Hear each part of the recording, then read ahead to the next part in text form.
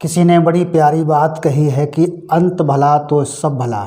नमस्कार दोस्तों, आज हम उन सभी प्यारे प्यारे बच्चों से बात करना चाहेंगे जो इस वर्ष 10वीं या 12वीं की स्टेट बोर्ड या केंद्रीय बोर्ड अर्थात CBSE बोर्ड की परीक्षा देने वाले हैं। इस सत्र में आपने अभी तक कितनी पढ़ाई की है, कितनी मौज मस्ती की है, कितना आपने मनचाहा कर लिया है, वो आपने कर लिया है, उसको अब आप भूल जाइए।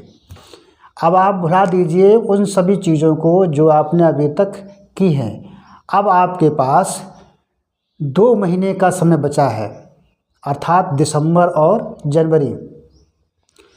मेरा आपसे ये कहना है कि 2 महीने में अब आप एक बार फिर से और अंतिम बार स्टडी करेंगे और रिवीजन करेंगे, ताकि अब आप बहुत अच्छा अध्ययन करके बहुत अच्छी स्थिति बनाएं और एक नया टाइम टेबल बनाएं जिसमें आप सारे विषय प्रतिदिन पढ़ें।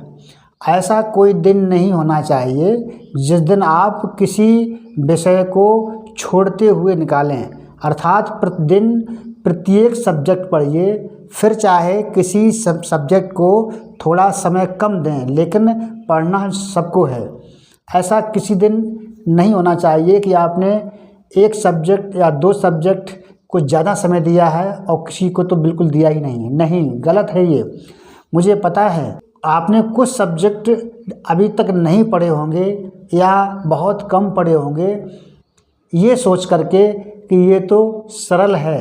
अर्थात हम बात करें तो हिंदी की बात करते हैं। हिंदी विषय ऐसा होता है, ख़ास तौर से हमारे इंग्लिश मीडियम के बच्चे, हिंदी मीडियम के भी बच्चे ये सोचते हैं कि हिंदी तो बहुत सरल है, इसको हम लास्ट में थोड़े समय के लिए पढ़ लेंगे और काम चल जाएगा। जी हाँ, काम तो चल जाएगा, लेकिन आपको काम नहीं चलाना है, आपको अच्छी परसेंटेज के साथ पास होना है। इसलिए हम आपसे ये कहना चाहते हैं कि आप हिंदी को भी इतना हल्के में ना लें। मुझे पता है आज के इंग्लिश मीडियम के माहौल में इंग्लिश मीडियम के बच्चे और हिंदी मीडियम के बच्चे हिंदी को बहुत कम तवज्जो देते हैं, बहुत कम महत्वपूर्ण मानते हैं, जो कि गलत है। आज के इंग्लिश मीडियम के परिवेश में कोई व्यक्ति प्रॉपर या धारा प्रवाह इंग्लिश तो बोल सकता है, लेकिन धारा प्रवाह शुद्ध हिंदी नहीं बोल सकता है। ये मेरा चैलेंज है।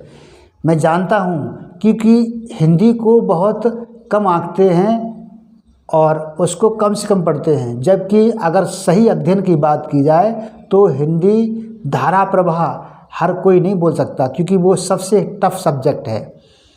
खैर, हमें आपसे बात ये करनी है कि इन 2 महीनों में आप एक नया टाइम टेबल बनाएं, अपने सभी विषयों पर अच्छी तरह से फोकस करें, पूरी ताकत के साथ फोकस करें, क्योंकि आप अगर हर विषय को फोकस करेंगे, हर विषय को मजबूत करेंगे, तो आपके सारे विषयों की जो चेन है वो मजबूत हो जाएगी।